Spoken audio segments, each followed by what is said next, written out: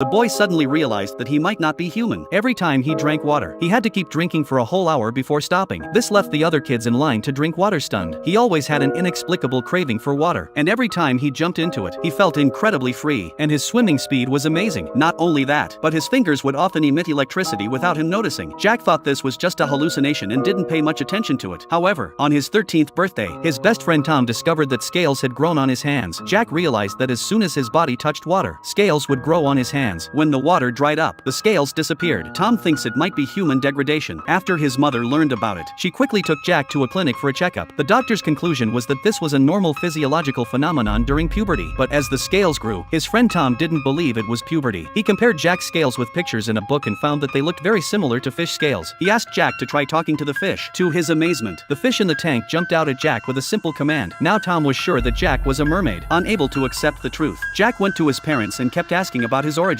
Fearing the loss of Jack, the two of them had to conceal the truth. Jack had to go to the faucet and wet his arm with water, and the fish scales instantly climbed all over his arm. Seeing the scales on Jack's arm, they could only tell the truth. They confessed that Jack had suddenly appeared on their boat while they were sailing, so Jack went to the sea area where he had been discovered, planning to find his biological parents.